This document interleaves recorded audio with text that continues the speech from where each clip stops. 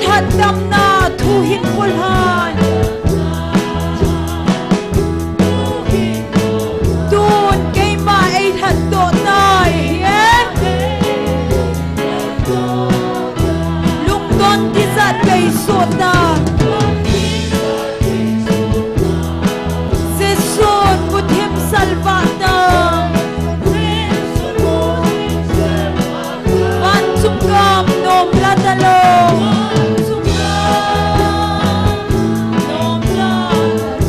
Handam po kamunin Handam pun ay gawin kasay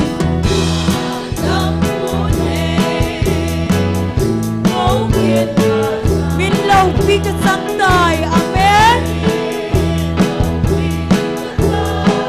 Nasa dain kay ay huisin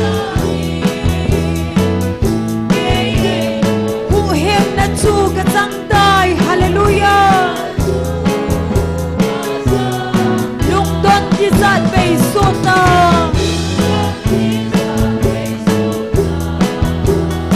Sesun butim salvata Vansungam nom latalo Handam po kamunin Akunin kay maay kailay Amen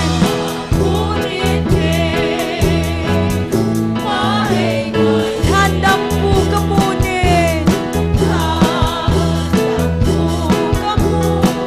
Alal Taona dimdam noya Ay huhing pa kamuding Amen Lungton tisat may sota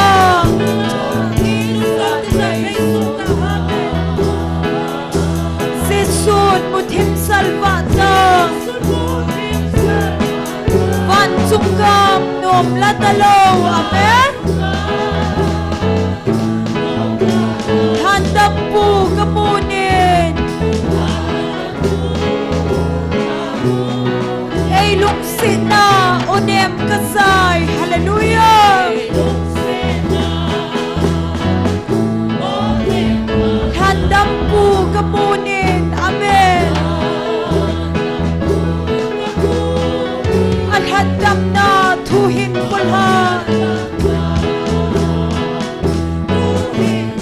Dun kay maay haddo tay Hallelujah Lungdon kisat may sota Sesun butim salvata Vansungam nom latalo Handam po kamunin Handam po ay gawin kasay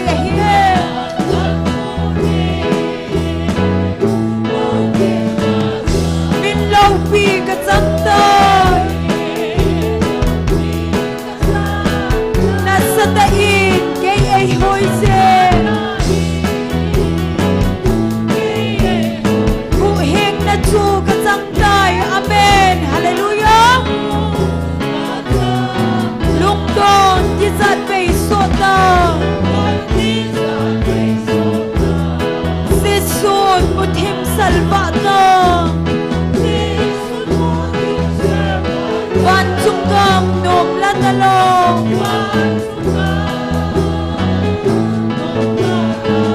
Handam po kamunin Akunin kay maay kailay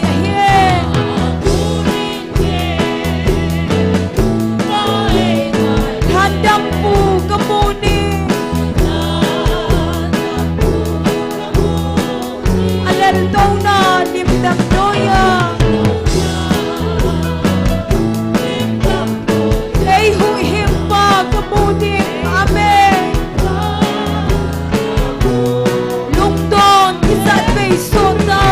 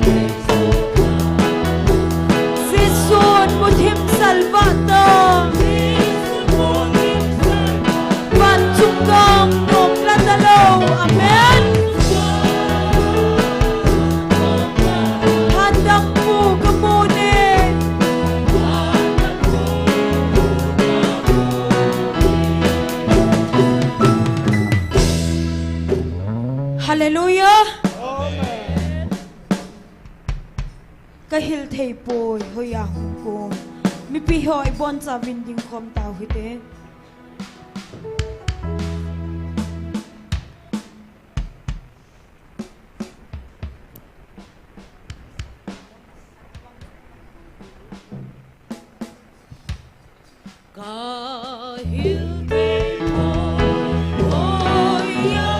kalungot sam nahi amen sam nan alo bau hi ka he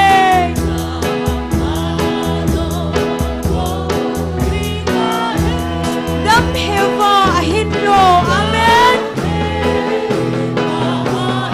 kalungot sam na lui pi along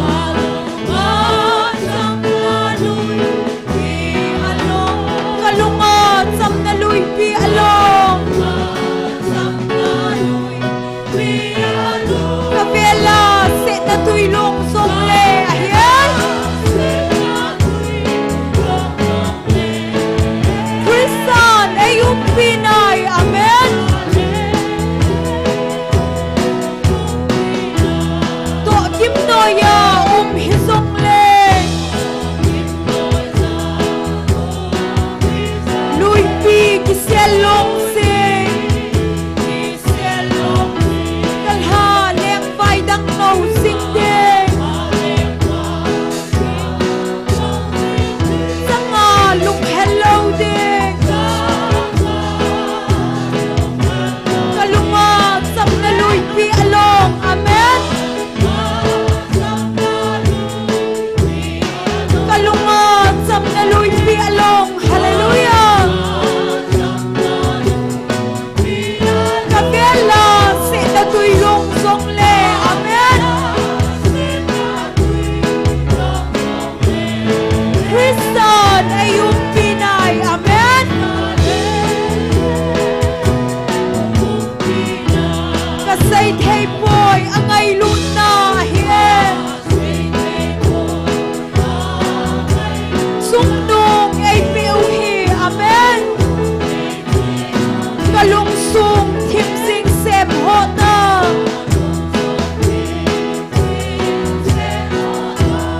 da san zal bau hi kalunga sap na lui pi along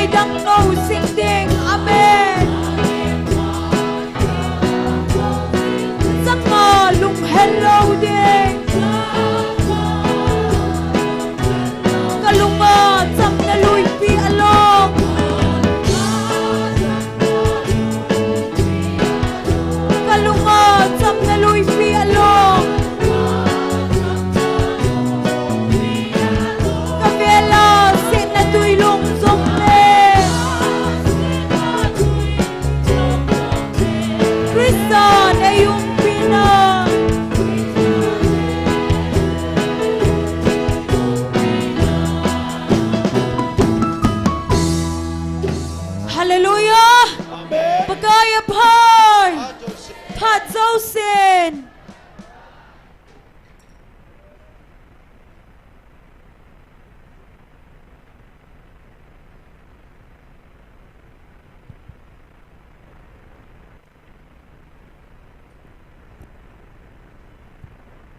Pathinin damna pha phan hai pikinwin tuniyang ta sal hagao dam nei piwa hagao mei ti ho ti ko jing thei ko yuwa awa chela ti ho jang kam bem be ma ki pathanom ta ei sa so pa pathin hi ji na ma sa pen pen pa pathin thangwa nei piwe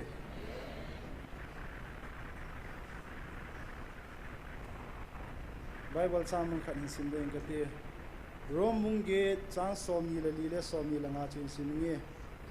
aji chu kinep na hu hing changa hiwe ahin la muwa kinep chu kinep na hi poi izin ham itile amwa chu koi kinem ngeyam mulova chu kinem hi huwang le lungdet ta nga jing hiwe atu thing sim na ba pathin bon sa ba ding phathe bu piu han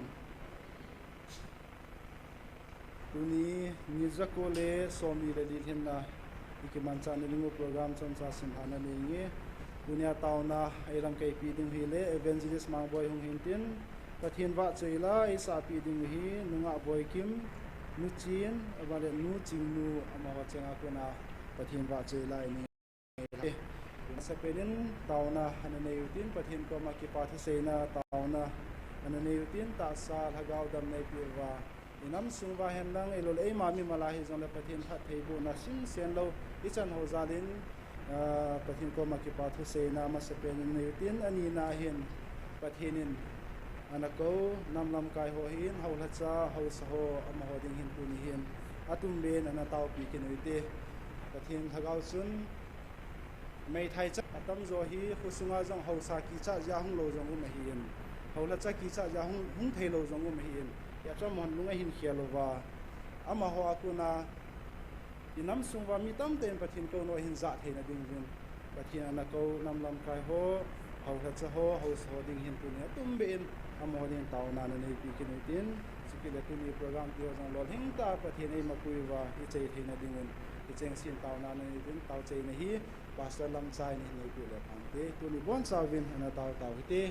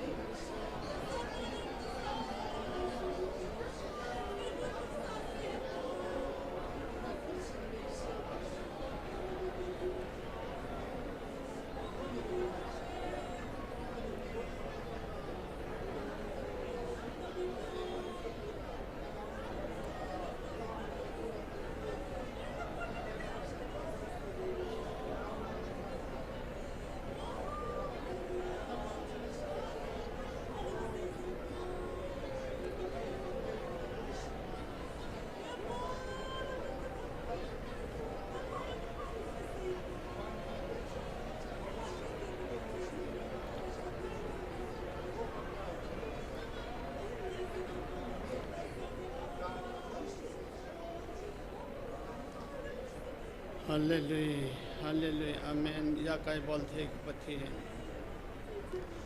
Sate thum le tauna na sangin pakai.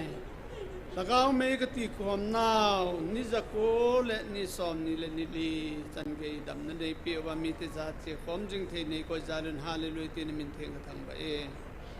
Tu ni ko hong zo se nge yong. Lagao lang hal le ki pa na ka nei the na di jong na phat thei bo na ngai chan ka taw ke nun a he.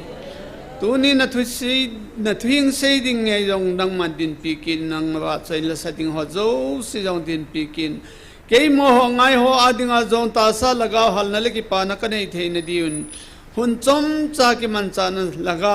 pi na ki thu pi na ngai chan ka taw na e san pi din ha chong no Nazareth Jesu min ka ong taw e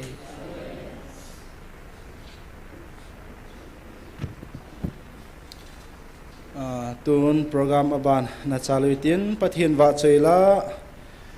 sadingin ama sapela nunga boykim ama hong sama sapenin tin aman hin sa zo zo le nu chin aban le nu ching nu am ho cheng thum hi haban manang ki hladingin am ho phat ken pi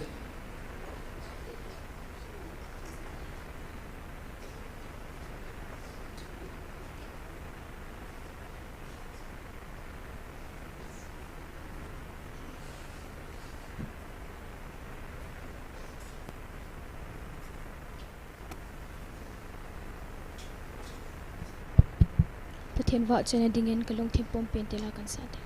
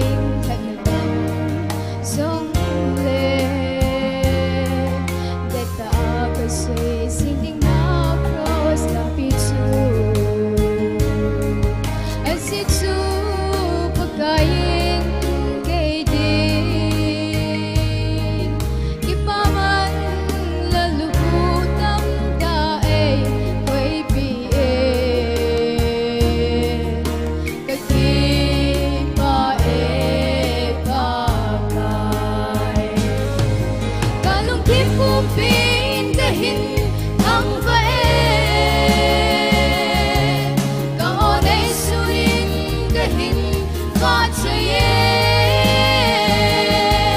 ta hin na puping na lo pina phung sing tang va na saya na izakai nang kapiu be paka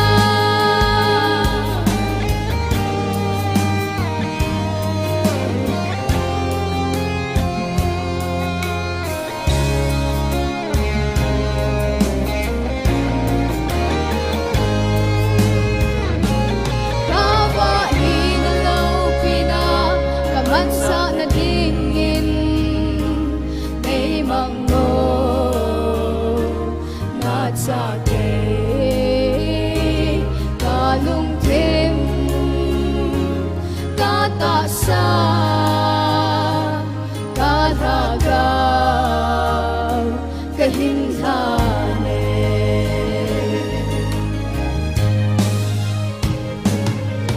kalung tim uping dahin nang vae kaonay sunin dahin vatsaye dahin na pupin na lang pinapung sing nang va na saya na isakay ng kapiw be pagkay nang va na saya na isakay ng kapiw be pagkay.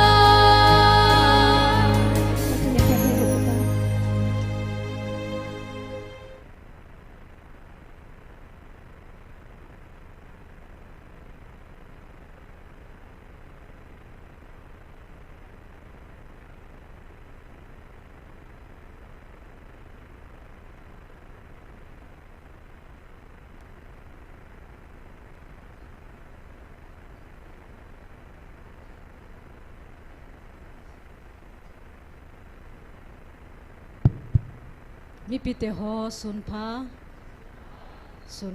dam nai piu pathin thang vai num han lang pathin ba choi na ding in kum lel ha phat le ni kho hung ki khel khelin tila chu sa de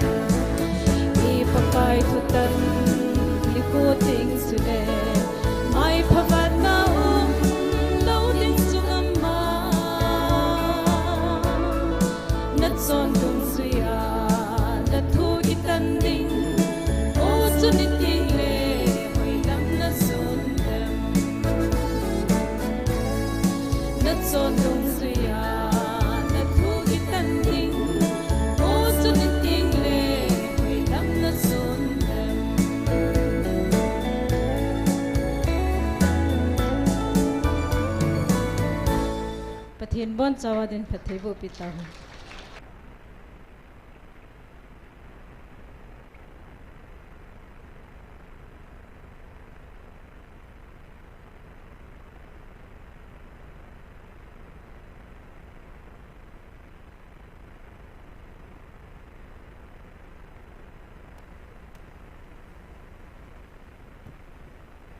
nu ching nu lo ham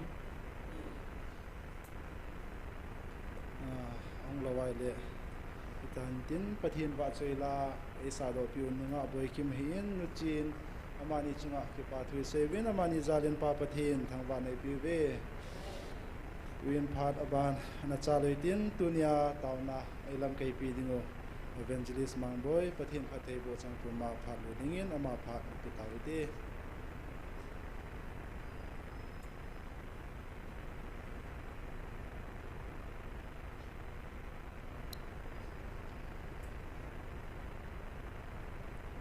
Hallelujah. Amen. Tin thang bon nam lang. I khol dop so ke jiu hi vet no mam zidan hi langa ko nai vet lena. Nen talo thing sil themin tin kati masanga te ki bang talo.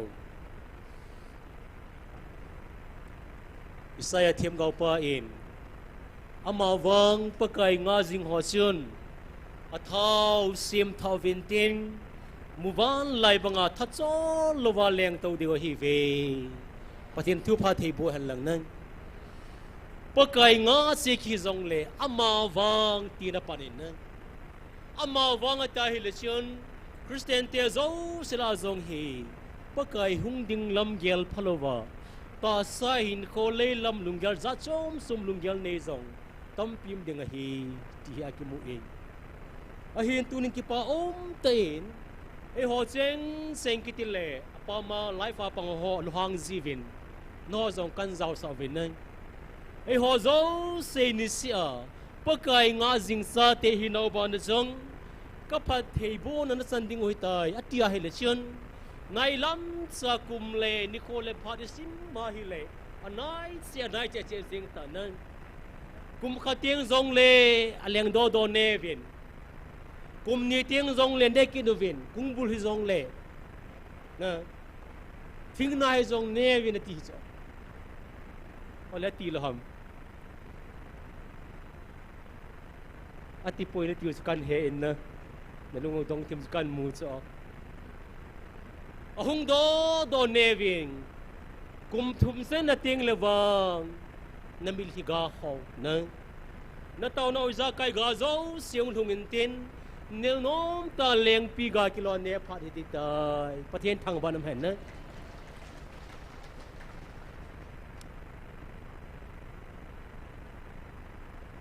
nu te khanen kai nei pi ko ma na pau hi GMFDI dinga onem pena kiniza katie zawale an tin tuna hi osal teng tunga kan se ni kinem talo wa hin na mo nem nem phare ta poi na kati ting phung neo sa san neo lai le on le lia ong kulanga sem song la tu la ga zep de si lang kha nan zep ki song le zep kha de si alle tel wang nem talo his ona nem malalat ki phua thinga kya na chen na ki nei the ta in pathen thang ban hem nang tu chen ya mo nem di lo pi bol tau nu te ho zo akhrop ta sudi jengna le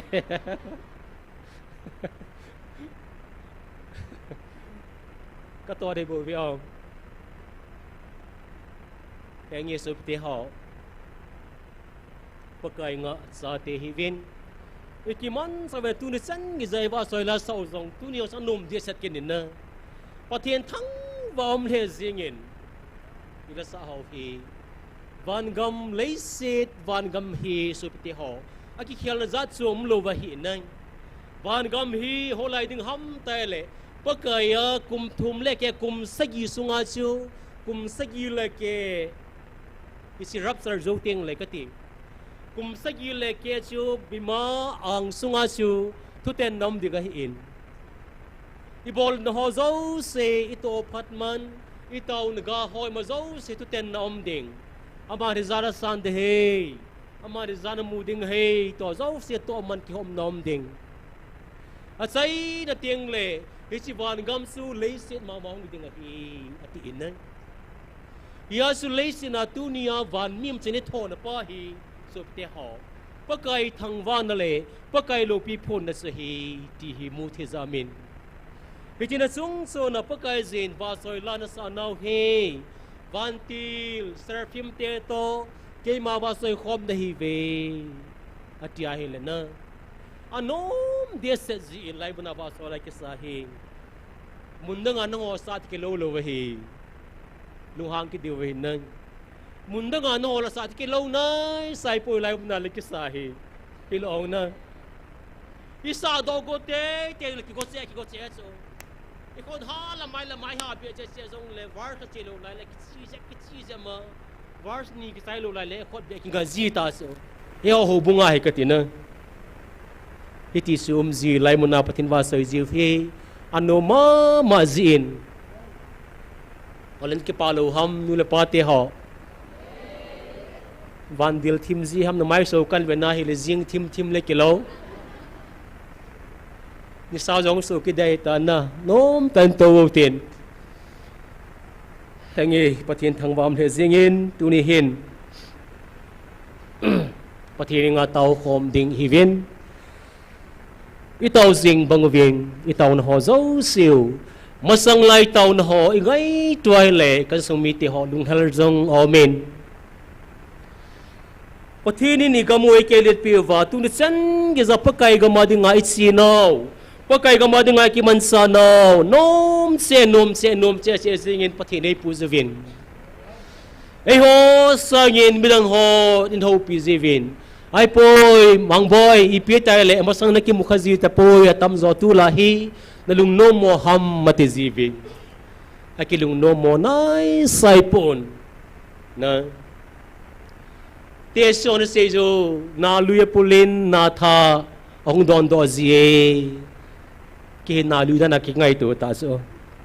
a ki sol do the jong ki tan te ti ja su ka ki nung hin zep zema anung la ngai to wa lang I be nai lan dop dan za som ve so te ho na I wa soi la sa o be na tu se ngai zai le la nga to sa nga nung la ko nai to wa la nop ka sa so ya hi anom nu ma pathin ki ho de tai ti ai ka ge la ka dei bang ta mi pathin nei se pi chu la ki nom ta ma ho dinga ke ei sol ka wang phat dan dan ni so pite ho kai nei pi na thi ma pen ta sa hin ke pathe ni na ma nom ta chol lova gim lova ho dinga ei si ma hi ka te la ka wang pha so ta ba pakai zin ka henai amai ka henai ei ti ka ti na pakai he di the pa pathen thang ban me na hallelujah pathen thang ban me nan dunia pathen sa ka hi tia pakai het kha lo mi hi ding pai so pite ho wang se dum ta hi khong zong be ding tao na zong ban ding thu sa yong chi ding pakai ni ko ni teng la pakai zin nango khe ka po ve mo thim la ma pam la mam ta ven ati kha ding pa hi ti za na min nan dunia hoi wang phanau su chlai mu na pakai jin ho khe na ve pakai het sa te hi jivin pathen thang ban hen na pakai I het pha na lo mi hi a mo si sia hin ko ban sanga pakai hen hi a min zane gel hi zong le min e ki pa pi hi zong le na pakai ang anom ta ki man sa pa su pti ho isi ke ka ki pa na pen ta kha sa hin sei leo hen mi na pa sa lo su pathen pa sa lo vin gel dan ti ki de wa hin na sei dia tama tam hi so ai wangin tu nia slai munai chi ji pau tu ni chen gi zala sam lo wa mu van lai banga asang lang nen ngene del wa al sang len sena anoi langa thil ho amu che se banga hi I pim zong lei hoi len sang sen wa lei se thil ho lei se lam ho zo se gel phalo lewa I pi ka ne ding ham I pi ka don ding ham I pi ka sil ka sen ding ham ti gel phole la ni sia ni zako ni sang khal ding de tai la o ka ti hi sen gi za pa kai building thei pai su pe te ho hi chi kal wala hi wang phat le ki pa adang huyam ta ding ham na mi wang pha hi ve sup te ho isang len sana imichi che se ngai hi asang langa ting le pathen za ni za taw te ta je wa chu le lam thilo new sa sa ki mi thim na new sa sa na ki sei se na new sa sa lung gel de pau hi pamai ka sa in ki pa ta lung hai se la pakai la mi zo jing deu ki pa ta I taw nau I ban zob jing deu pau hi tu na ve la ki tim nau in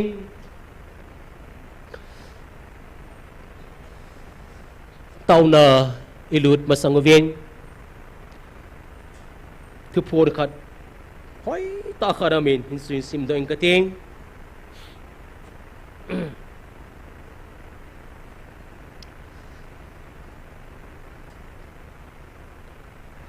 31 January THUPHON chiu sang li na chun sang kha sang ni sang li na chun a hin tu ni nang ho nam mi te la hi se to bang hi pathenin bol pon tin hi se to bang hi pathena kon hi pon te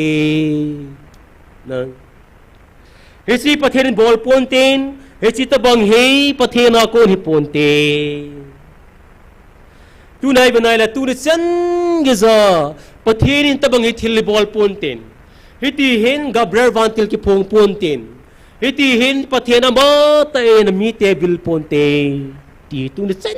ge za ata san lom na lai hi ti hi akimu eng aba nai benai le pyam tai le kabil na hi chi hi pathenin bol ponte hi chi pathen bol ponte ti a ke them thailo na ke chen thailo na nam sungova tampi nam na lai zuve kidang ta khada hin Christian pathin sa hin a ping tha sa ka hitai itin a sot mama jing ta in ai bang tu ri sen gi za nam sungai be ti nga hele tu nya nam pi tauna ti pau jong hi lai ben nai le pathin ko no ki za namun pathin o ki za namun na nam pia dinga tau namun angai mama zingin he chi min sa ho zonga thim he zingovin na pathen ko no ki za namun vanu ya hoyam kha am supte ho hiti se ne wa ki pna I pui pa khanga ki pana pathen sa hi a hiti san pathen ho sa te hi wangovin pathenin o ta ville pathen angai lun mong kanam mi te na hi ve ati pa ki za khalo wa in dunia nang le kizini za kha ta zin pathen thang ba nam hen na sup te ha mi wang pha na hi ve kanam dai lan na hi ve ati le ki da cha khe sin ki dang ka sa su chlai ta hi ko ki jo sa te wa noi le se pum pya si le nam za tam pim zong le na ho nam mi te kal hen na hi ta ve to ka nom po ve ki sa khe sin so ngol zong na beng lam sanga ngol zo ki bo zo missing hoi ba ham romin na wa noi le se si na su pathen ngol thua se lam ati pai pi ki sei na dem ti ka ge lai le tu sunga ke het sit so ikidem na thui por reverend pastor missing me them ka hi tia hi chi ti he thei de ham ta pang sa khe ho hi sup te ho hi cho ha ngol lo le katina hoi ta na ki ngai lang katina angol na hi lo le ko engol dham pathen phathei ka boding na hi ve ka phathei de cha lo ding phathei ki dei dan ka sei ji ta na mi zo sen phathei ne ki dei hi cho tu na slai mun hai chi jong I pi ham ta le phathei ki dal hi sup te ho ke khangin mi phazo hi zong leng ke khangin mi nung dar zong leng ka sa khang de tieng le na ka tu te khang de tieng le ka tu ka sa ten mi phazo te hen ti pa hi nu le pa te lung ger sup te ho pa kha de ki zin hi so hi i la sam ni khoni teng jong le i che khel gon ni kom teng jong le i cha khan khuding malam khan khodi gel te ngai la su pteo ei chu ai thei ding ham tia polin ka ti ka su ma ka thwa ka nun sa hi ti banga ka ti nang i lo jong le ul kai chat chuna thili do ma nai to jong le hi chi kal ha soi le ka sa gen thei ding hi hi chi ka tu jom lo wa hi le kain sung wang se su ding hi ti ja chu su pte ho ki tu ham ma ki thai ham hi ta sa zo lo kon tang na tong tang su pte ho ni sa san noi lai ta ni sa or solong chut chunam lai ta hi ipidinga ki bung ham tai le nilha to gang lu teng le hi chi chang ga pa mim ga si pa cha te na ne kha ding na e tu te nei ka pi ka pu en ka nu ka pa en ne thi hain pu e ti ki pa ding za la su ki tu ham sop te ho na hi chi nu le pa en ki na pen ta so hi en hi chi banga tu nia ka phat thei bo na nam sang te nei ta ve atia hi le chi chi ti thei ding ham ki ting cha khe jing cho tu na mi ne ho iza e yellow wang wa ka tina pathin za la e hon phat se chi ki sien ta he ji wa chu ni se ting le koi ma ko lo wa ki chi jing na nam si pai hon na taw lo wa hi le na keng ke kap ding a hi ti le ni jong ki taw zo hi ve na i to jeb jong leo hap ta khat ki taw zo nai sa ru su te ho tu nia koi nam si pai ko zong ki lo koi ma ko zong ki lo evangelist ni be hin hung hi tam be khat be nan ti khale phadom di za ka ko o nan ti kha vai kum tum ding di ta ei ti kha lo ke yong a ki ngai lu pen ta dana ka ki gel hi za ka ti man ei ngai lu thon ti za ka ti na he mang boy nong ki pa do hai tam nong lo dam jong ti khon lo cho ai ba ki chi jing ki dang lo ong na pathin ko hi zia ki sam lo wai pathin thang ban men na pathin ko hi zia wa su pti ho ki mu sa pa pu jong le na i nei mu sao ta pho jong le i khot ki sama bible ki pa lang i jo nai le ki hum ni pa so ata ga jong ki nui lo pi get queen hon te le ki hum nui pan ji ka tina nom jing in nei pi nei pon ki gel do ji te he ni lo ha an lo hang ni lum ke on kho ta poi ti lung gel ki nei jing hi so pathin za la zu ka tina ya pakai pathinin hiti ai ko lai ta wa su hi i thi thei ding ham ati ati so nanam song wa tam pin om ta lai je ta bang mi tam piam na lai je ta ba na si na hi le a hin tunin ve vin wa noi chitin nam tin hi za la kami pa abraham ati khalin nang pathian ha sami tam pi ma le zong le wa noi lei se na kami pa abraham zala israel kalhen thele nang ho ipi iti kalhen da ding ham na sungo ba ka ki pa e pathian thang ba nam han nang wa noi lei se na mi hizat isak te ho mi tam pi zop te mi tam pim zong len pathen chi ho zo se sanga abraham athen chi sop te ho i pitel hen ham genesis bung som le bung ni sang kha sang ni sima hi le ki sin tai mu di wa hin na mi zo se pathe bo num so ke so pathen ho lang nei dan dan hi sop te ho i ti thei ding ham iti thei ding ham kaloi teu lung don na pen ta cha evangelist san kompi ho na ve ven so pite ho mio ga ko vin na ki lai ta su phat an pi lai ta su ka ti nang ki khal pe jing so ki yong ka zo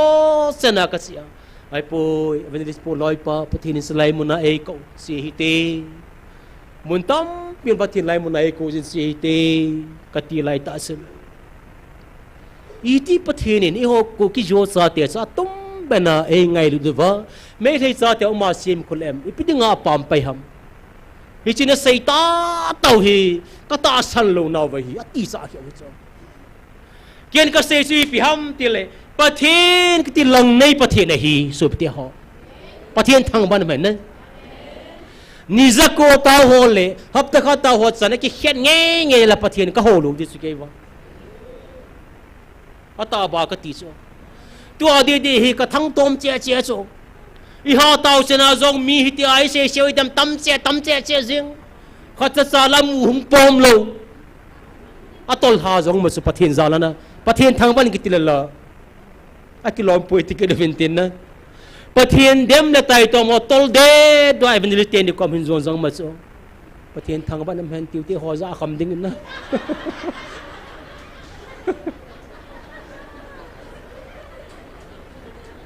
lùng neo lâu gì cũng thấy gì lâu chỗ lấy chuyện hiện là lại gì à hiện à ý đây sa tiền mía keng bông xe nó mà không bông lên cái tìm gì chứ mà là bông mông lâu xe này là xây tê gì khu khăn nào mình này lắm sa không mình có xây gì lệ mình ngồi lại gì bên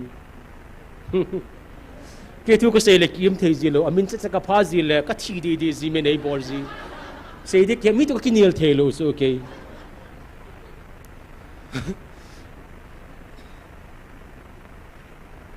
Operator pa ho khai le ti wanga kho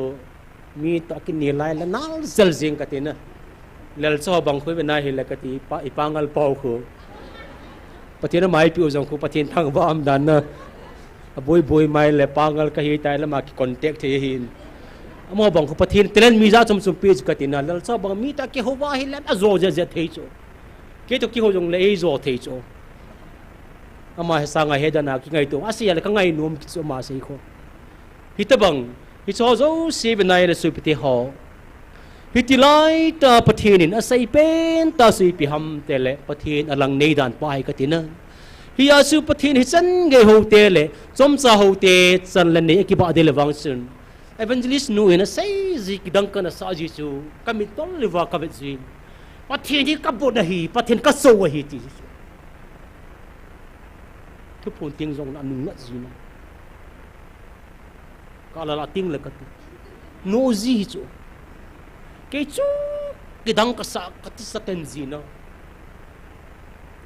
asai nai pika gelam tela kamu do khachu Evangelist nu panwanga di mong ka ti badi tai nei za hele ka ti na i pa ko ma si ki phina hele tu cha khia hele i de ki thum thei ti nai cho ka san nun thil kha thu ma hele ki thei lo phone be sa lo ding a hi te ka sel jing a bet ti kha ting le ka ti na tu a ka ting le aka ki bezo lo ki pite te hi chukati ami de se tin hola se de stan ti lung gel ki nei zeng katina aka sanga ki pizing hi chu sui pi ham ta Evangelist nu in pathier ki ngai na nia katina adi ta pathen sa atsan nu hi ja chukati aki phin nom le ki phinala pathina ma la nga te hi chu pathen thang banam hen ne I ho pathin is a kai bor the in so pite ho I tu de chana hilal ha sulwai toilet jong ei pi ding a hi pathin thang ban man na chia tu nia ho jong ve hui te ka ti su ni hi za de tawwa hap pe kha taw lo pa ti chana ki ba nge nge ding ai le na hi the hi le ta pathin te ki ho phat ngai chu chi na hiya sislaya simna wa speaking mom telepathian ma kam seng ta se chu a hin tunin veving va noi chitin namtin hiza la kami pa Abraham zala kay man mi tam pinakal hen hi atilai ta chu Abraham pathian len na hi na pa ko na su nom ta pathen ki sandeng ai po su pte ho ipiki mu am pathen ding a chu Abraham pathena ko lai ta sa ko na chang pa su ingai ngai hi mo san hello pi chu a sei pi a zui ding thu a sei pi na a mo san nai sai po su ti ho a sei pi chui pi ham te lam sa pen pe na chu nagam le se dal ha in na gam le se dal ha su hengi dal ha thi na ji ani na phungna chang dal ha in kho che ki chu phung chang dal ha di nai sung mi dal ha in na pathin Abraham ko na pa ha ta hi chu hitina ka jong chu a kho pen sui pi ham te le hoi lai mun zo na hoi lai an le tu ne pa ka ti nai ai nei pi ngai ta ki pui ding ki pui nang si in hungin hoi lai ge pa hon dam koi na bu ne hon dam khat sa sei lo chu ai bang ni pu Brahmin pathian ko na his in hang san ta ki pa ta in Abrahamin pakai wan zui ta na hi pathian thang ban man na so tia chilai tai ben na hi le pathinin Abraham zala chu ke man ne jrer pom pia bon sa ka na hi atia hele tu nya nang le ke ja zong I ma sai lo hi zong le hen ke le nang zia ai ho zo si ja zong hi inam pum pi wang phat na inam pum pi phat the ne chan te te dung hi isipahi mineo hi poi so pite ho gamna lut khom so ke dung hi atai le thango tom kitan pakai tu nya lai mun ta san lawai hin lu sa in iti naw kita sukatina laya ni za kitaba kulanga tawlu ho to pakai gamai pi na munasu lut khom ning iti le ithang sip kita so kithang sip han ma na hoi I thằng si bu pathen het ket pha na su pathen rong ching mong mong hi cho I lung gelo het dan su katina e nu mang sin tin gel tai ti pa ko het ta su kate tur rang ho sa pin ko gel ta je chu akisu mang pi lo le ti pa pathen het su kate pathen chi dan su katina Evangelist mang boy kan sa pu ko gel ta ka bol pi lo va ti ko ma het ja su katina ilung no mo het pha na si pin se pi vam ta thu phon na chun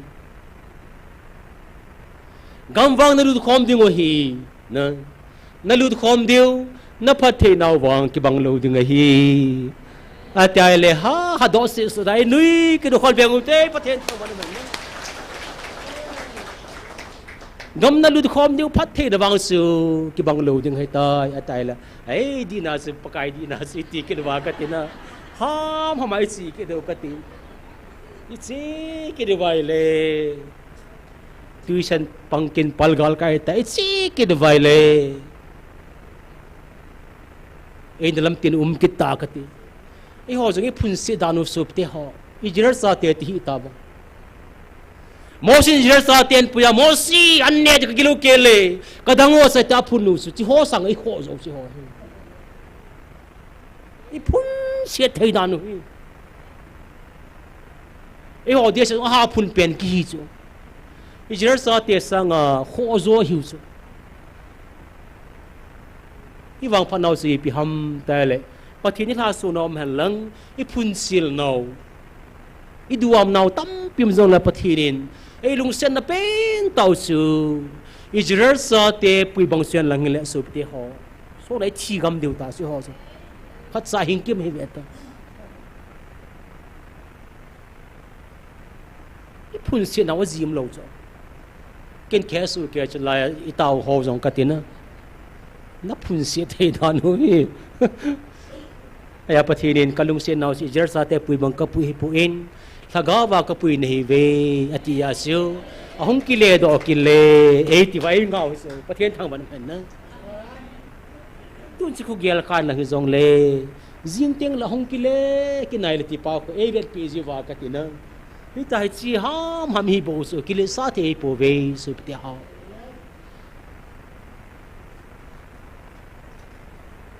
chun pathin nga tauna na mangutin I taw ding over ka dai sa pen ta siu zan hi in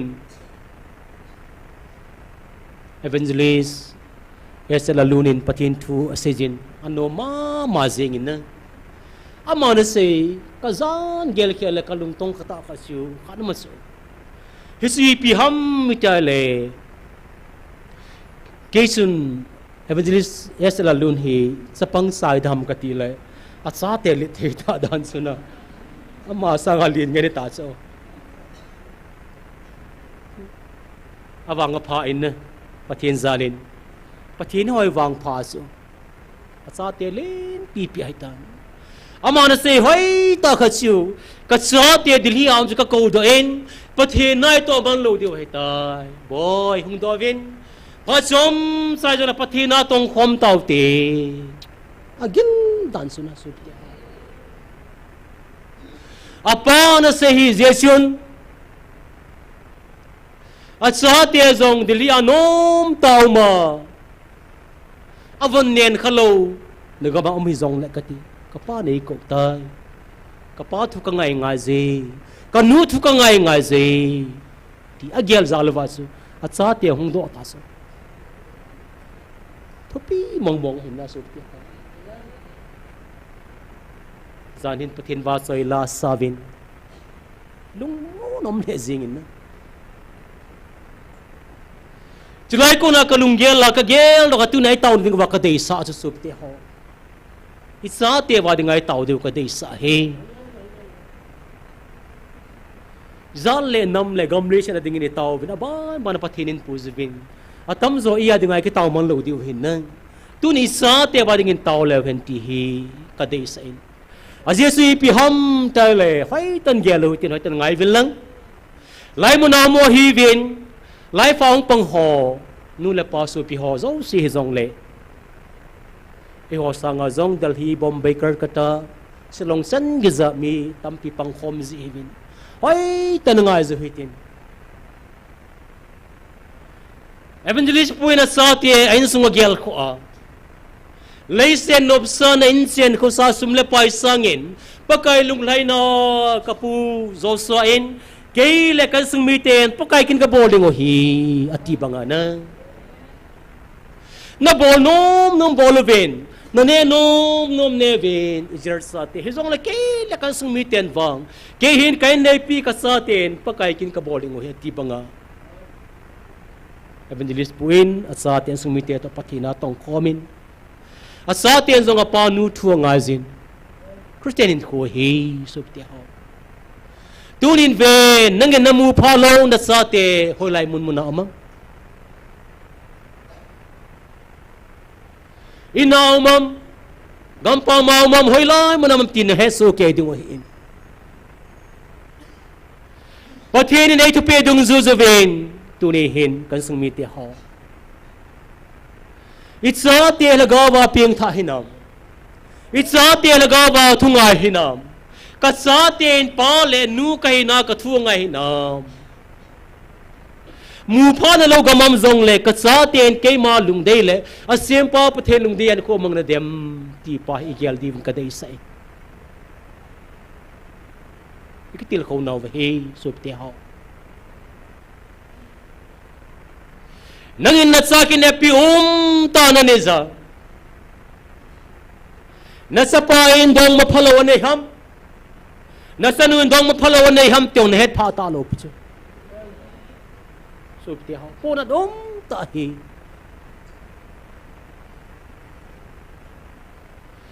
lai moderation ko ki jo sa te ne me khat a thin naw me pasal ka thin naw me ipisi ham sup ti ho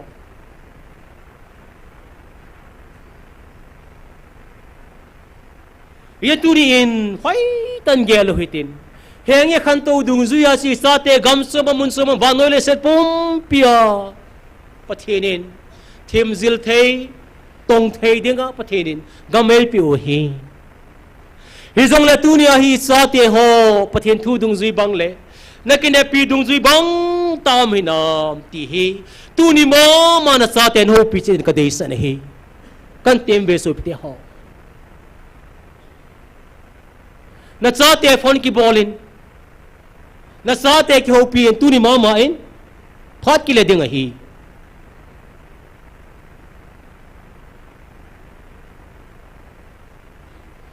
ai hon ka sate hong le tiang le ka sate hitalai mun ai ta ma in ka sa in sumle pa in pentin ka sai ni tin bol pen tin bon phain so pen takin pi tai ne za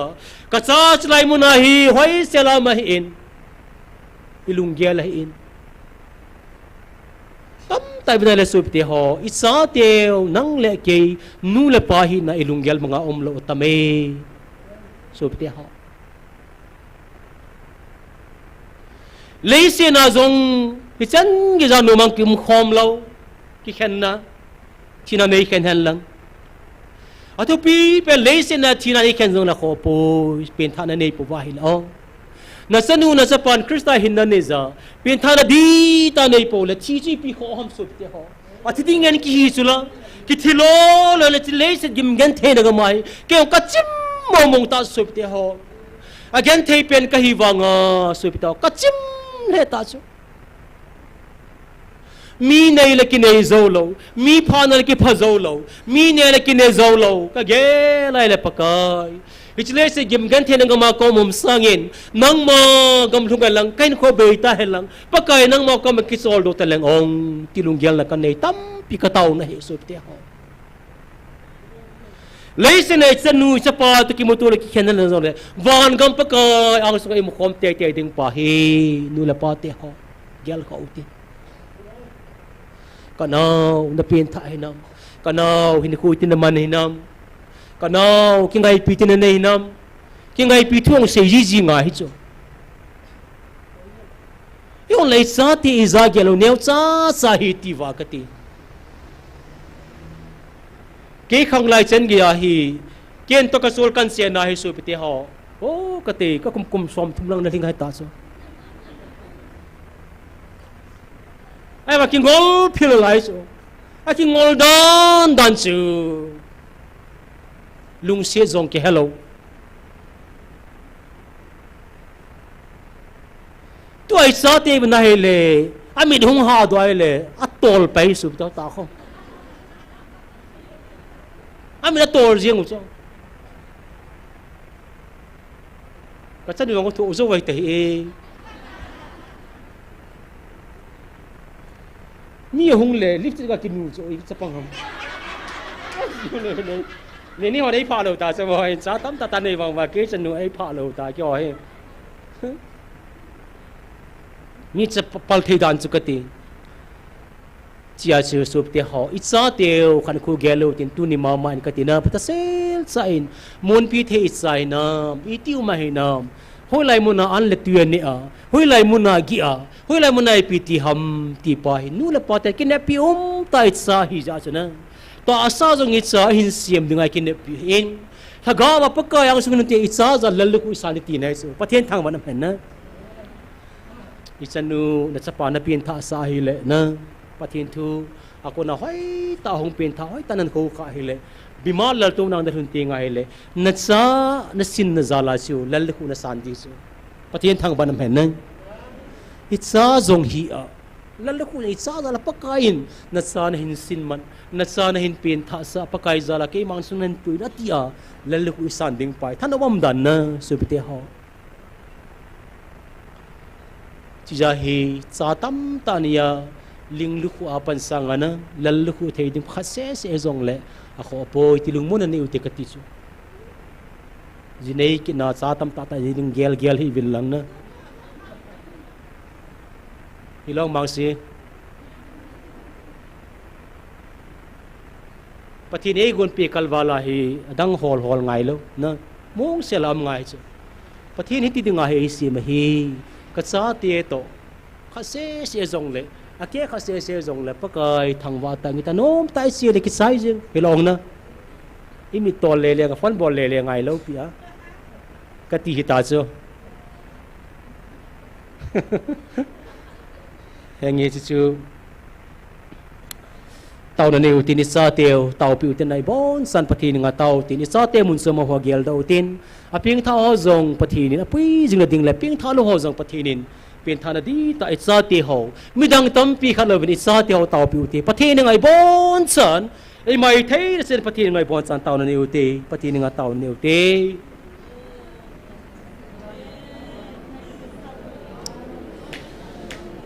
hello people hallelujah hepa lung suna dim se na sa ti ho dunia nang manay piu pakai sa ti adinga kum dela tau namang the dengan nei ko izan vin da ben ka ko he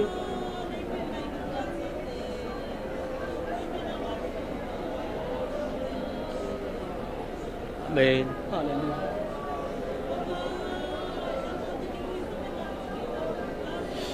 sa ti nang malung sidakidang tanaman sa deva ni ko chan giza nang maumpina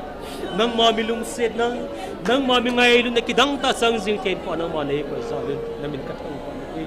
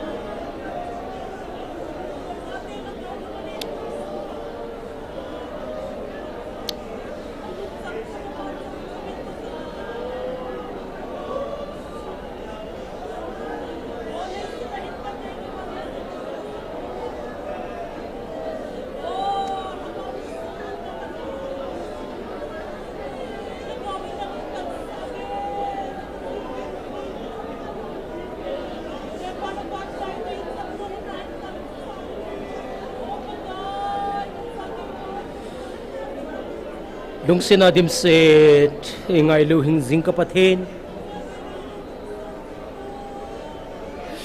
paano mo na sa atin ingay ludo ba isa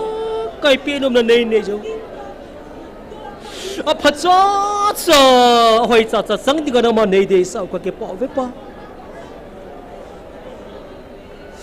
nang mana sa atin na ilungset bang ba kiyon sa kasate ingay ludo ba kalungset ohe Isi turin pakai lai gilgana manai po kasate ho kantau pe pa ke ho lunggel ngai to lekinem na chu kasate hong kang lenin tin hong leti ngahile o kagantay nang kilentin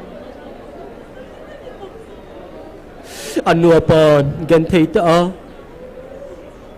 gola bai nu kagantay no kile intin kasate ozare nup kasade ngohi kasate zalwahi pathe na kasande ngohi ti ka kidem naw ba izong na tunin pakai kasa ka naw te ho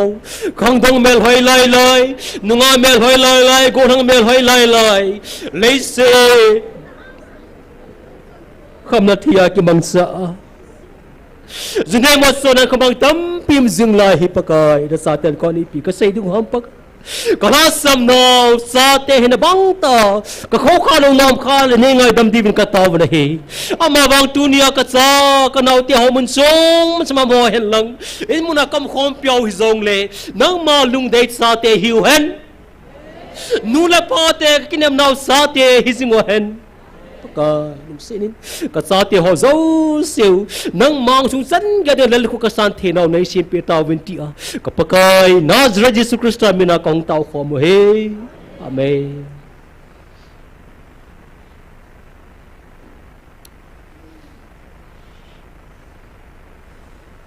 pakayo sanga na siyon ahin nang hon bevin nang ho mihing nang ho mihing diabo lungthim pua dragon lungput puho tai tom na neza lungput puho zin keiman kavil nau zong tang pon tin na sungu vo ka ngai lu nau ki bezing ding hi hallelujah hallelujah pathian thang banam he nang nang ho diabol dragon lungput pu ho dragon ti za dom tai nang satan belzebul ki ti ho ita mga lungput pu ho zo se nang ho ni pi ger zong leusion ke man ka sa te kabil na tang di lo ding hi pathian thang banam he nang na hon GMFDI damu win langi pi se yong leusun ke man ka kitiam na le kabil nau ka ngai nau tang di punte sup te ho lai na ta su pathian tha se te ho pathian ngan si ho thau nu ho i tau pi jing diu de ka sama ma jing in ki loi khom na hu bung langai ti ti nga hele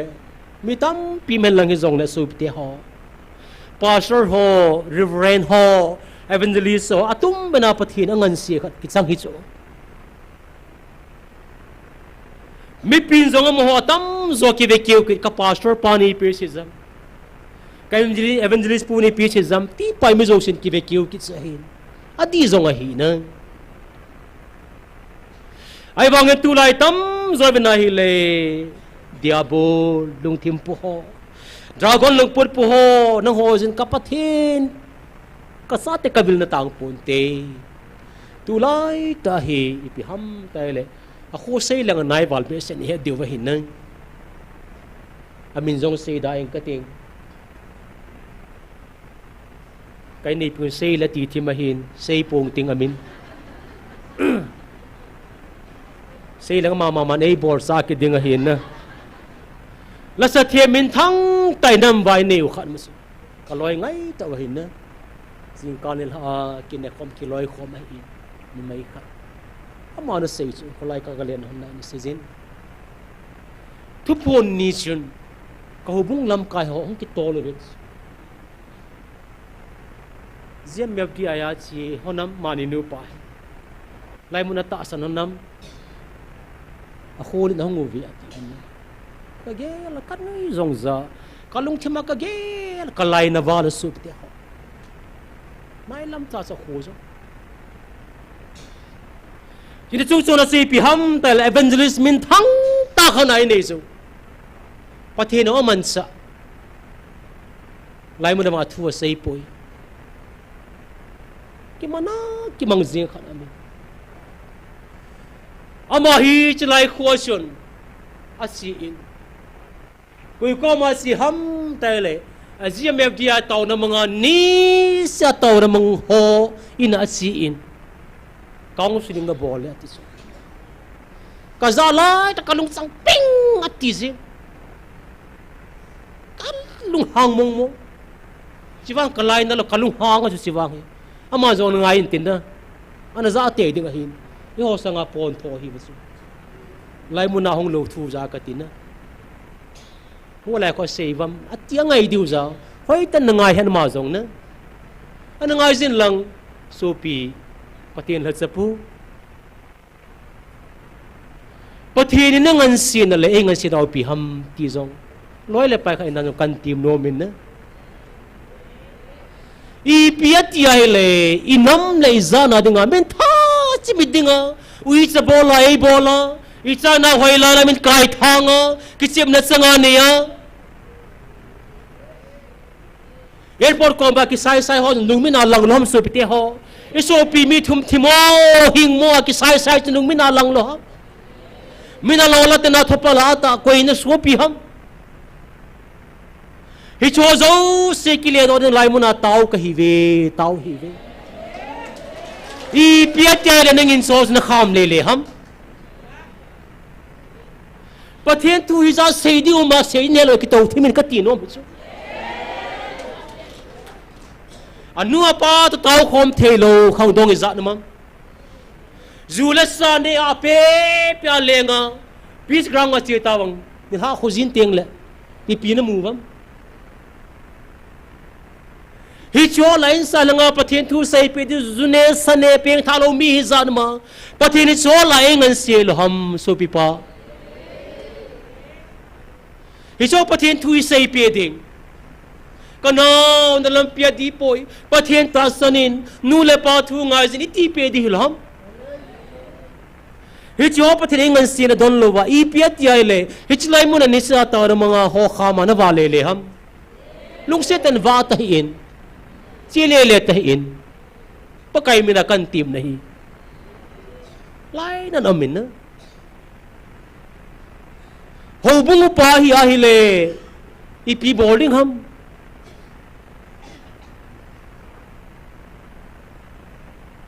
ho bung pa kai lo boarding tam pi ka he so pathian thu ngan se na ka ti na Timothy sim tang abo na boarding da sim sa bo na sei chu ho na tong kha su ni tia boarding a hi Ita kiel ngoi te zending a hi ati so ke kholo I pastor ka ni na ko na ino ya se ki puya GMFDI chi ho ki kham le su I pikan ham so te ho a ho ma tha hen ka ti chu hi chu so te ho ho sa vai pakhari jab nisia tauna na khutsaga khanisa tauna ki pa pi tongo oh kyo na ka se jo po wigan the te hevin nang be na se ki pa me khusunga dinga nang ho be na se ki pa me ti kho be nang ma sam sem pi tongo jing kal khan hon di wan sang khon kha be pi tongo no se sanga chun na del do go sanga chun na del do ni le na ko ki sai di sup te ha na ki be taw in se lang ka kal to ding ka bol ding a hin na thang tom dong be se su so hi lai na nu ma su I bon le se jo po ve no ho bi ha ta bin ga ta ven pathin thang wa ma chkati tor lang ho sa pi ko pathi za la jo ga sa ji ya na kau nu mana ka sei jeng hai poi ka ti na pa sa dom ta hi so tunin ho sa ji te hong ma le pathin khot ga tu te pa kai menin na ho sa ji ka hi ti ho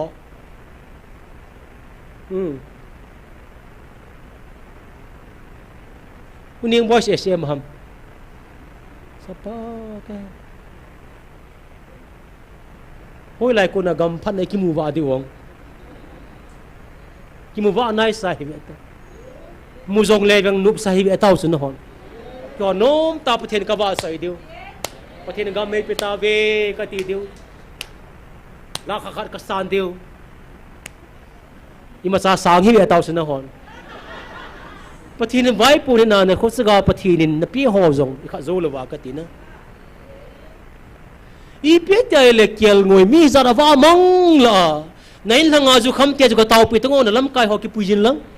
pa sur khan hi le ka ti na bor ji chu hi po su amo ko chi ti na po hang pya ji chu chu kyo ko es KHOMUNNOM hi pathin za la mina ma tha kal nga alal zong le ma tha lo ri chu aji pathin na se chu ka ti na ko neu sa hi zong le juda gama Bethlehem patun bangana manai pum pe mi zo sen he hoi dinga hi atia ho sa pul han hi so ka tha ka ki pa dan hi kai na ko na kong ki son wang su ha ka sakit nin na kal bele ki pa le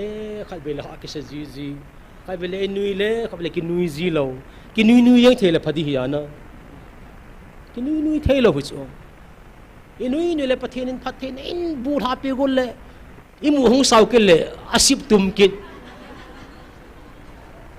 hit ji jeng sa pathin jong hit mi jeng betana ei pe go no le pe the ki jap ke le ei nga ke le an pe gol ke le pe the ki ji lo kyo kho sa pu hi na sa hi na ho sa ra nga pa sa dom tai so ei lang ju che hi lang pathin dom poi lang pathin me hungin ho san Evangelist pu ko hai so za cha zong om dan na Evangelist khat hi ding lang asin pathin om po lang zo me lang ong enti so ho sa pu na ko su pa sa zo om ngai lu na mong kha zong hi cha ya su hi chi ta bang inam sunga mo hi po na ma sing in iloi pai ki puiding secretary ke poi ho bung sunga worker CC katina judon te tau puiding ala samte gahudi tin hai za kati chi chum lova ki ha ge kwa tau da mga chi ho su khat ve ga se pi da se pi ho sa pu ka ma ho sa pu ra kai do le ke sai ti ngan sanga ki pang hi su kati oi la nga lung thai na ki la di ai wangin pathin ei se pi ki pa om dan su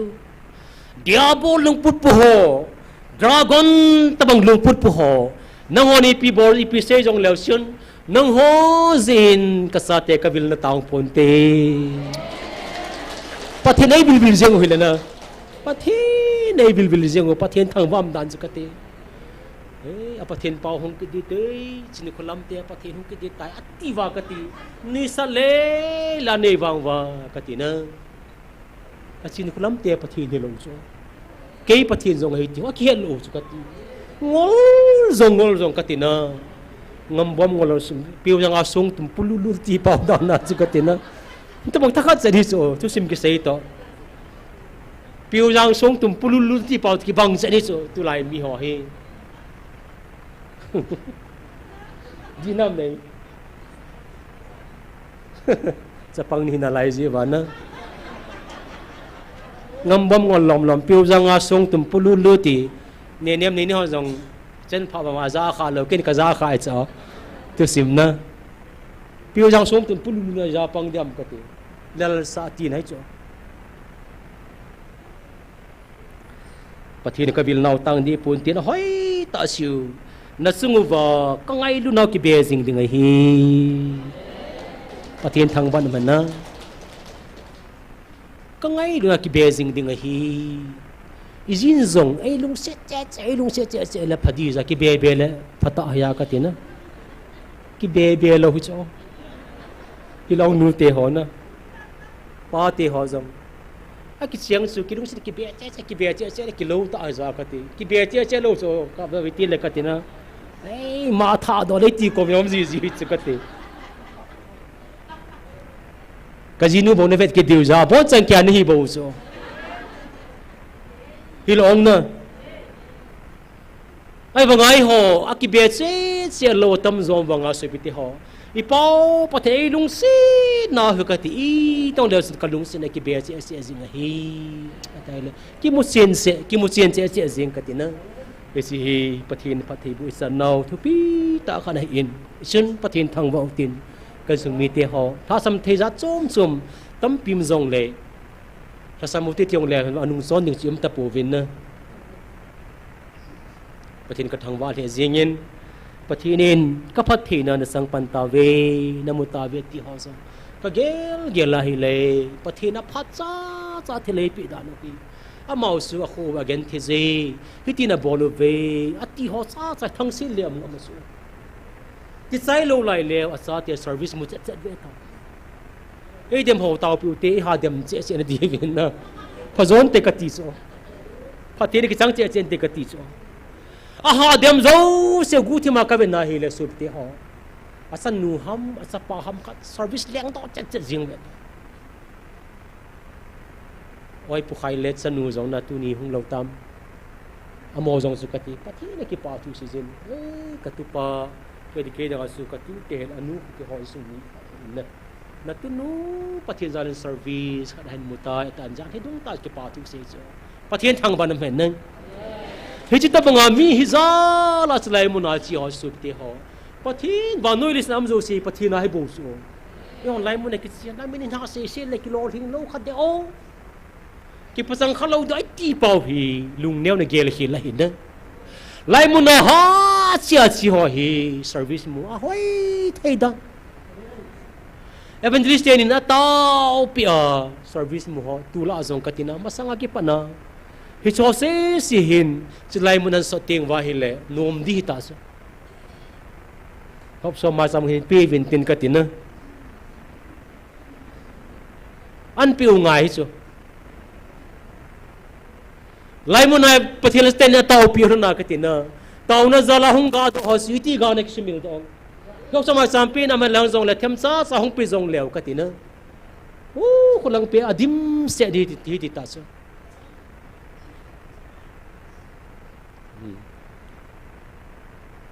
ป้าเมย์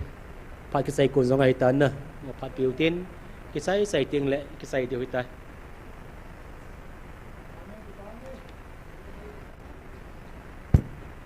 จำจะขัดกิปาทุเสนากันมันโนโมเฮ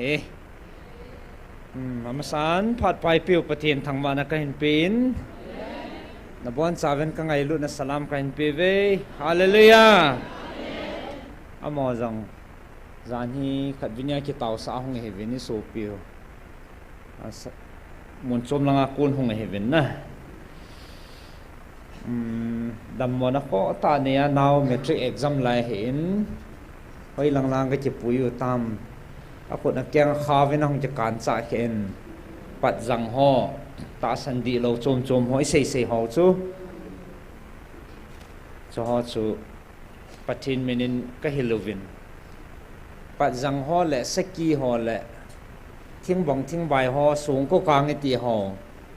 ซุมสันห่อมังนุบนาดิ่งห่อตีห่อเวลตาสันจมอีกขีว่าไอ้เจ้าอลิมมามูเทขัดไอ้ที่ขีว่าไอ้ลุงม้วนปิวตาสันโซมาดีโลหอไอ้ตาสันนาวิหาสุนหออินเซจิงวินอัตตาเห็นเฮียชอบมหจังเฮห้องวินสิทูสก็เฮลจีนฮะนินตอนนั้นก็ในปีวินเฮลเลยถ้าเอาบุวมันในเห็นอากิมันนินอากินอดอินปะทินมินินปะทินกาลโซในปีวินตัวนี้ให้อดัมตาเสียอมหังกิปาทุเสียหงว่าให้เสียเสบอนสาวไอเฮ็ดความเดียวเดน่าลังอากันปุยอยู่เหรออมหังอาศัยที่ดันนั้นกิปาทุเสียน่ะผ่านเห็นปีไง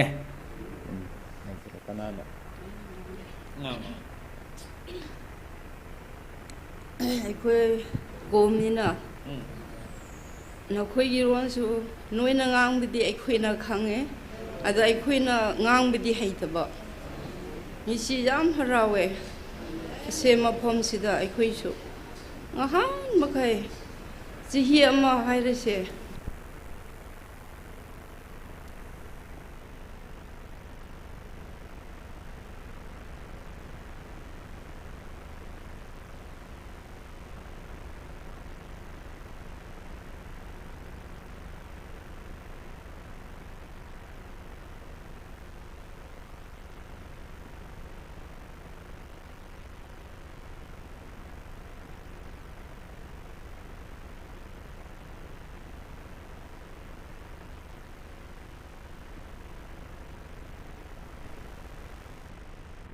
เชื่อหมดเลย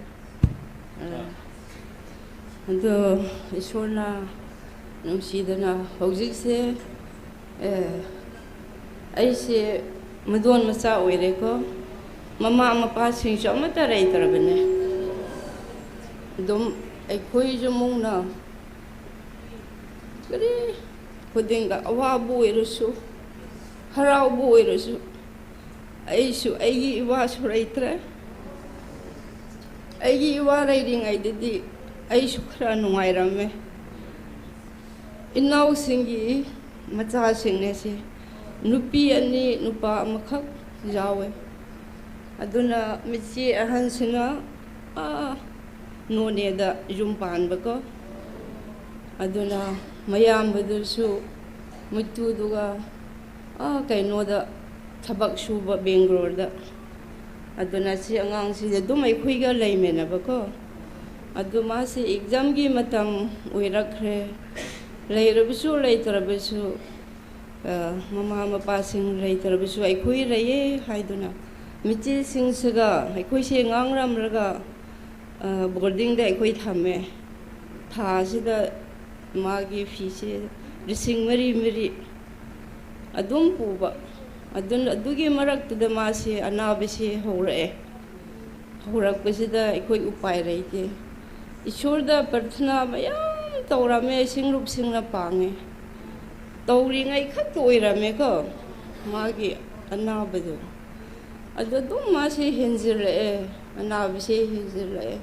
adu aikoi romgi raijing ba hairese mi oi binina adugi mafam dai chatro haire chatkre phabanai drang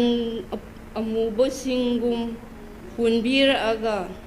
kari su tawroi adum ma parkha thaba ngambini amu haire aduga ma se phatti moi boarding manung sida mu hore aduna aikoi se mu kore baro khangde pung ama khangde adum aikoi ahing nongjai chatlame aduna mi taret nipan sina ma se yam ba khrabane masa se chenge haibugum mukhong mukhut se purlaga thambi bugum mi taret nipan duna ma se mana pangar aikoi se here saitana kayam aikoi ngambra ko adu khallaga ai pi ta hoye yam wa hai koi aduga ishona tambira koirangani si mafam se aikoi khangde aikoi sagang macha sing se vide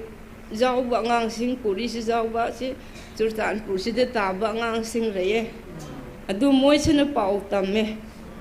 sigida tuibungda adu ma he puraga ma si phagani haire aduna aikoi se jam harawe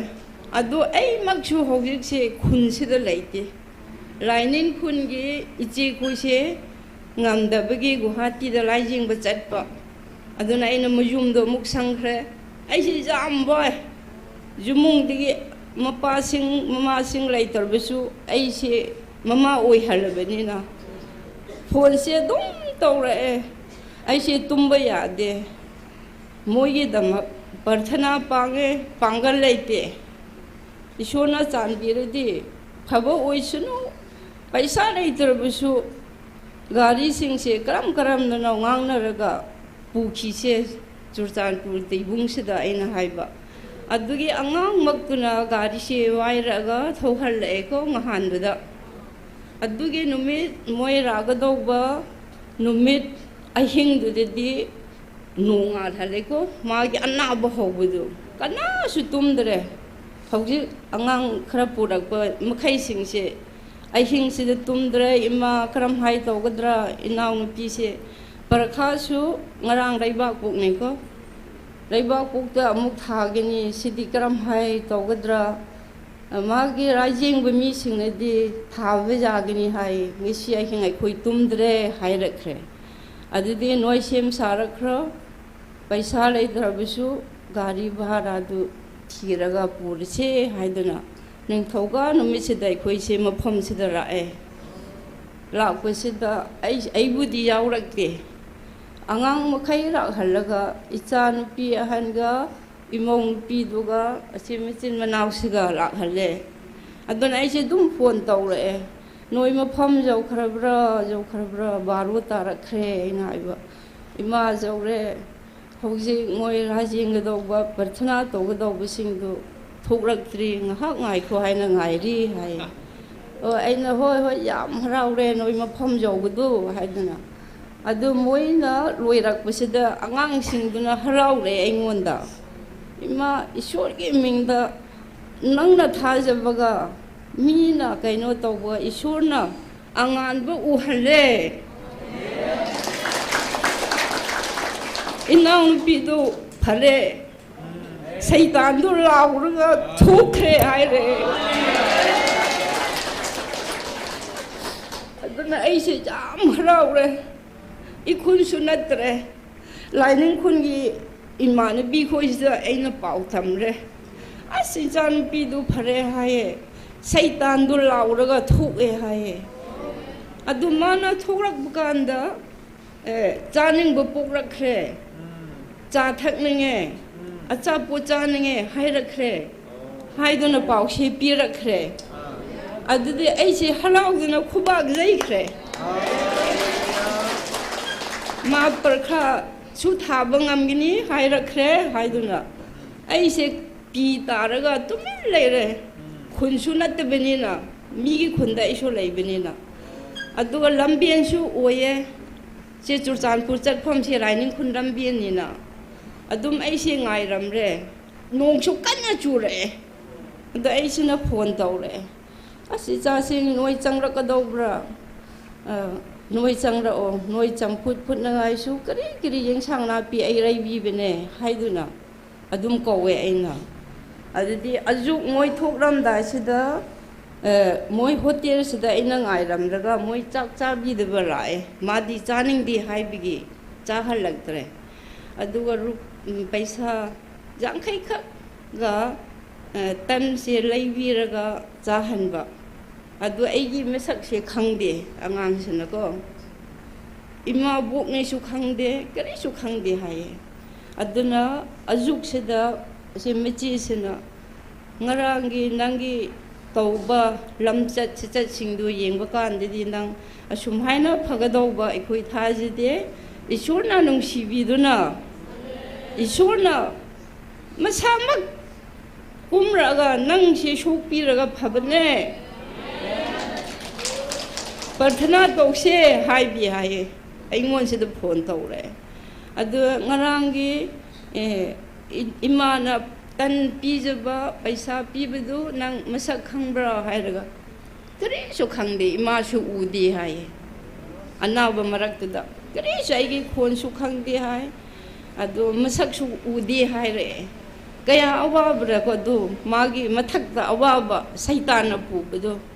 adu makhai du ai khoi isorna nungsibagi ngesi mafam seda magi anaba phahanbagi mana ngarang su parakha thab chatpadu ai khoi yam harawe aduge ichirna mayamna magi damak su parthana se pangbiyo mama mapa suraite ai gi damak su pangbiyo ai su iwa raite angang mari manga se aina ai gi icha pukbaga moi gi angang sing saga si konaraga ai su adum pulsi rengduna laibane aduna noina su ichirna mayamna nungsibirao kari kari oirasu isorna noige mathakta su pangan hapti sunu isunu aikoi mi oibana kari su tawba ngamde ngasi se mafam chada aikoina isorna thabirakpagi asum haina lepa ngambane sida lakramdaldi aikoi se tawpham khangroi athemana roina ngamgini adu makhaidu isorgi mamangla aikoina phungdokpa oisunu isorna aikoi mathakda loina bor piba oisunu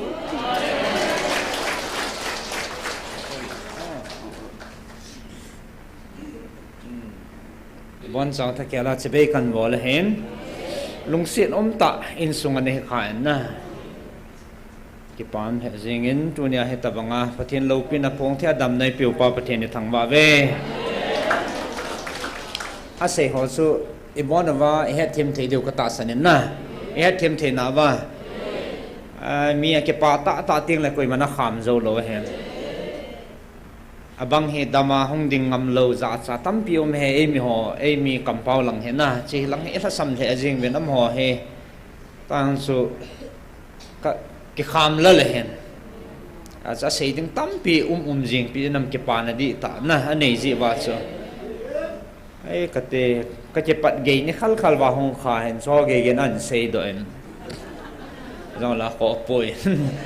amo zong pathen pathe bu jing ta han ti chu idei sa naw hin tin e khoi ge damak isor le ye ko ki pa me pathen thang bau te hallelujah khoi cha la cha pa do nong mang sai ka pai hai isor thagat minase ai pathin thang ba kho mutin pathin hi nga tau tia ding na phamong mongin na ki hodinga zong ki pa ta chu kainu khong ki sonu wa hi le pathin il sa ta lam pia gon pi chu eo evangelist stay in nom ta kan na savin na ne had vai in nom ta na savin ki ho zong chlai munachun evangelist nu in ho sading ni hung ti men tuyên hồ sa kapang tan keyong in khosaga in li kanizin go ten ye hin tiếng le mo khong nu kim boy hin sule oi pu thang nal te ke khosaga ai tan ke ho sa ka hin it's hing pathian ki dan chu lai muna hi evangelist nai buine zong le mi izan ne zong le kine ne zing ki dang mong so mi pasal som ni den ka ne ziu zing to ai nu zong khu pathian zala skati ka ki son lu zengo kom zengo in tam ta kom ta win isun pathini tauna wasangin na evangelist te zong hitia pathinin lampin gon ho kyo zong nom ta kom vaile taun ga kha zong hi ti hi ki pa thu kan se hin ho sapu khat kai tan ke yong che ya su ni ha teng le meeting ka bo lu ngai jin ho bung jong kan nei te diu ve hin lam kai ki thanu ngai jin yang ki pa thu seu tin ni bon san na tu adam lo te zong ki pa thu seu tin anu la pom lo tu anu su na kho kha yin na lung se dam the jing vin yang mong ki pa thu seu tin ti la pathin tu ni chan gi tau de siu zong ki pa thu seu tin tiếng là say na penin hầu na tông hồ tàu piu tin na bon san dingin pathin ding tàu na neu tin tàu sign het thi dingin upau mang nevin amen asai nu sim pi vin tin chi tu nia ding ai pha do asai nai di tai bon san pathin ding tàu na nei tàu te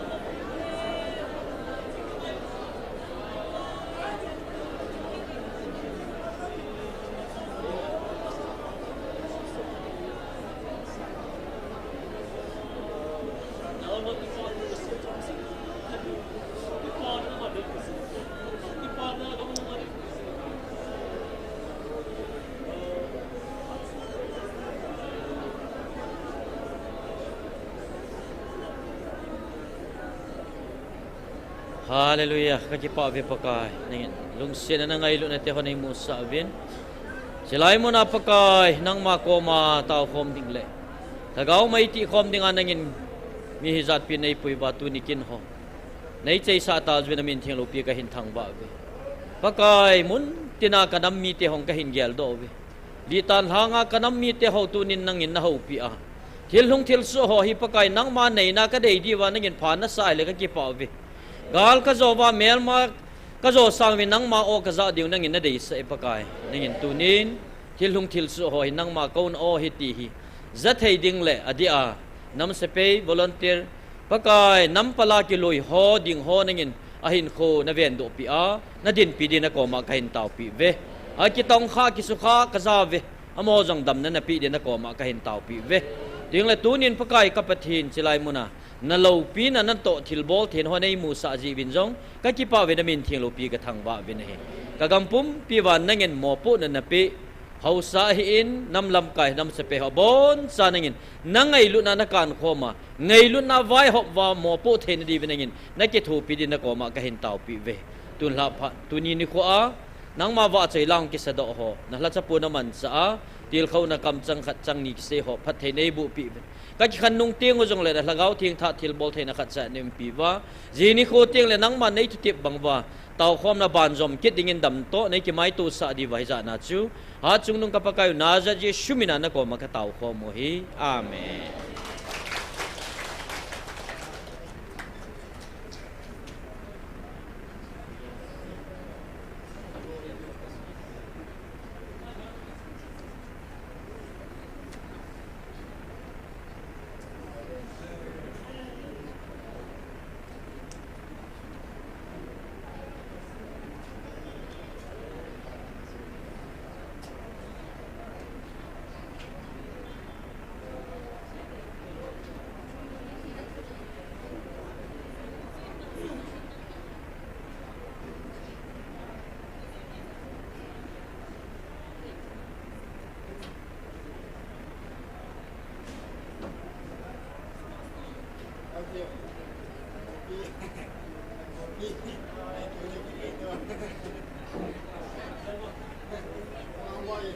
Mangwai nan mina na habis pa beset kuku ne kyo na.